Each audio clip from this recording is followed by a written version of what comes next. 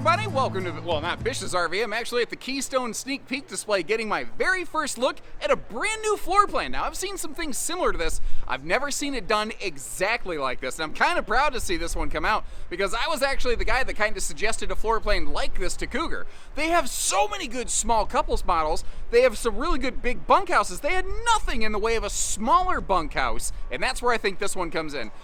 Depending on the capacities of your vehicle, it does have some half-ton towing capacity here, but what they did is they kind of took a floor plan like I've seen Apex, I've seen Coachman's Spirit make something like this, but they Cougarized it. They took everything everybody else does and said, what if we crank it up to 11? And that's what you got here. So we've got that 70 by 80 king bed you expect out of all the Cougars, 0 to 110 degree rated package, Goodyear tires that are TPMS prep, tank heaters, radiant barrier, all that good stuff. We have a cargo bunk function off the back of this. When the slide closes, you can walk all the way from the bathroom to the bedroom and back again, get to all your key travel functions as needed. That was a really key thing. I said, you gotta make sure you can open that bathroom door with the slide closed, and they nailed it on this thing right here. They're playing with a little bit different vent system in the floor that is actually improving the heating system even further, which is very cool. You've got your choice, of course, between 200, 400, and 600 watts of solar with varying levels of battery and inverter power along the way. But what they did here that I think is really cool is they cranked it up with like a U-dinette and all the windows in all the spaces that they possibly could. Now, you're fine, folks. There's some other people here. I'm in a live display, by the way, so just like this, we may have some people come through. I don't fault them for just trying to carry on with their business. I don't expect them to stop just because I'm around here. But as we go, I would ask you to stop, collaborate, and listen, and leave me some comments. Let me know what you like, what you dislike about this one, what you would change given the opportunity, and some of the proposed changes that they're talking about here. Need your feedback to know, do you like where the direction they might be headed? All right, so I'm kind of I'm artificial sweetener. I'm artificially sweet on this one. Basically, I like it a little more than maybe I should. So I really want to ask your input and your feedback because this is a floor plan concept I kind of recommended to Cougar. And they took it up to a level I was not expecting. I really expected them to just copy and paste and do the RV R&D that everybody else does, where they just, okay, here's your model, here's, you know, now my sticker on the front of your model. That's what so much RV design is. I really like that they put their own spin on it with things like, you know, the bigger U-dinette and all the window coverage, all sorts of good things that we're going to see. Now, obviously, they nailed it right from the start. We didn't have to tell them to put the cargo bunk function in it. At this point, is there anybody who does not like a cargo bunk function? Look at all the windows on this. Holy crap. All the windows open for airflow, and you've got double up windows in the bunkhouse. Double up. Look at that window coverage. Now, you've also got separate curtains for the upper and lower bunks, which I think is one of those really nice touches. By the way, somebody in the comments section, I see this question in Facebook groups all the time. What is this thing? Somebody in the comment section, do you know what that is? At this point, I think it's probably pretty common knowledge, but maybe we can help some folks. Now, we've got a 15,000 BTU centralized air standard. You can add a second air into the bedroom if you are so inclined. 6.5-foot walls, but vaulted ceiling opens things up to a great, great deal. And over here, we got that theater seat, putting you on Boardwalk and Park Place straight across from the entertainment. And this has all blackout roller shades. Now, speaking of entertainment, let me get you over here. And I've got a couple notes. Remember, I said that this is still technically a pro... Ooh, I didn't notice that before. There's household and USB plugs up under there. And by the way, that full window in the door does have a shade. That's one of the things I want to showcase for you on this one. When you sit down, like when you're standing up, the windows didn't look that impressive. When you sit down, though, they're right where they're supposed to be. And it frames up this just expansive entertainment center up here, I think, very, very nicely. Now, a couple notes for you. Again, I mentioned this is prototype, I think, version 2. It's not the final production model. First of all, I love this extra stand by the door. And as we notice, there is all kinds of storage in it. I would personally love it if they just got rid of the bottom drawer and left that an open shoe garage or like, you know, dog bowl space or something. The TV can pivot around. Now you've got all those doors that flip up beside the entertainment center. In my opinion, those absolutely need to be two vertical doors that each open, on either side of the entertainment center. I don't think those things should be those vertical drop-down doors. That doesn't make sense to me. If you're not following what I'm saying right there, I apologize. I'm not always the best at explaining and describing everything, neither here nor there. But as you see, this one, it does not suffer from a lack of storage. And actually, as long as we're looking at it, let's dive further into the kitchen. I think one thing that would benefit this, in my 2 cents, I would add a countertop extension off the right-hand side of that countertop right there.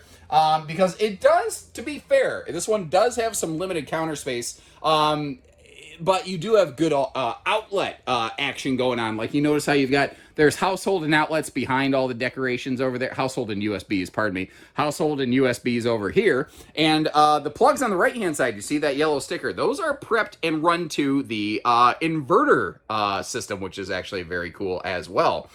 Now, I do have one more little gripe, and they do this in a 22 MLS also. That arched little fascia beam up front, it just feels a little bit unfinished to me. I'd like to just see a little bit more attention paid to that, but that's just my personal little nerdy preference. I don't know how you feel. I was also advised they're going to basically do a full, different wall panel right here, a full backsplash as compared to just that partial backsplash. Cougar folks looked at it and said, not loving it. It's not ba-da-ba-ba-ba. They're not loving it. What are we watching? Telemundo?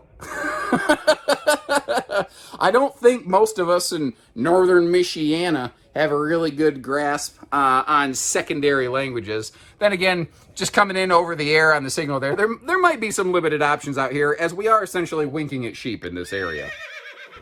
Now, we saw the bunk flipped up in cargo mode, just so you know. Yeah, that does flip down into a double-size bunk.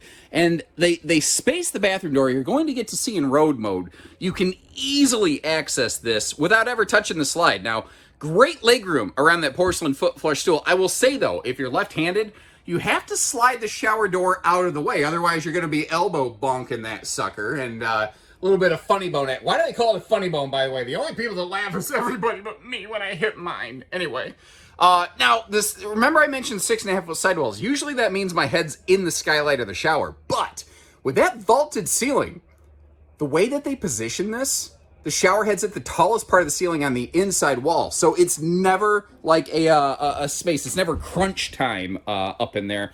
Now, I kind of got myself out of my normal order of operations of things. So we've already kind of killed the kitchen, as it were. I didn't flip these up in my little storage demo because, unfortunately, these are a little more of those, we're going to call them automatic closing cabinets, also known as, head bonkers, head knockers, whatever the case may be, automatic closing. You know what? Now that I've said that, there's like a 50-50 chance that some RV manufacturer advertises in a brochure auto closing cabinets. Now, this is what I was talking about earlier. So these are more of those automatically closing cabinets. What I think they should do here is do 2 vertical doors that swing open instead of, the flap droppers, as it were. That's my 2 cents. Again, I'd kind of be interested in some of your feedback. Now, the bedroom's pretty straightforward. If you've seen a Cougar bedroom, you've seen this one. 70 by 80 king bed with those nice side stands and inverted outlets on both sides of the bed, which is cool. Of course, you got that windshield, automotive windshield inset into that. Wait till we come outside and I show you the crazy nonsense, awesome material they are using on that nose cap. Again, if you want, you could sacrifice that vent, put a second air conditioner in here. The TV hookup also is run to one of those inverted outlets. And you do have more of those blackout roller shades here. They don't really use a lot of cloth pleated blinds pretty much anywhere except for the front windshield on these. And I've seen them actually trying to phase some of that out. Well, I guess it's not going to be a before and after because I left the stupid cabinet open, but hey, here's a before and after of the closet storage, just to kind of showcase for you. And you do have a totally separated storage down here under the bed. But again, the road mode on this one is pretty fantastic. Because folks, this is fantastic. The thing is, this is not a super deep slide out, which means it's almost like a motorhome in the way that when everything closes, you can walk your way all the way straight through it. You need to get to the bathroom. You need to get to the kitchen. You need to get to anything that matters. It is extremely travel functional. This thing absolutely crushes the Cracker Barrel test right here. Now, he's not mic'd up or anything, but this is one of the Cougar reps, Kevin Horkey. And you know Kevin sells Cougars because he introduces himself by saying, "My name's Kevin Horkey and I sell Cougars."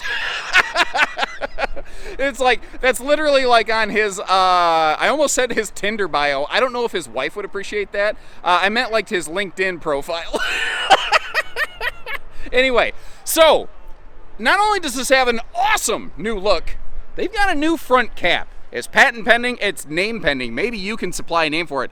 Look at this stuff. This is the material their cap is made out of. That right there, that is HD heavy duty. I think that is pretty sweet. You've got an aluminum framed large front pass-through. Over on the far side of the pass-through, you've got your auto leveling controls, all your solar controller, all that good stuff. That's our in-command box right there. That's kind of the central nervous system of the unit. But if you look down low, one of the other cool things that Cougar gives you here that almost nobody else is doing, especially in a trailer this size, is auto leveling. And I'm not really aware of anybody else doing it standard. Push the button, let it work. That's pretty cool. Now, this is, again, a little bit longer than some of the other similar things I've seen out there, but that has created additional awning space to really maximize everything here. Getting right up close and personal, we see those new standard Goodyear Endurance radials. Last year, those were optional. Now they are standard. You just have optional tire pressure monitoring, by the way.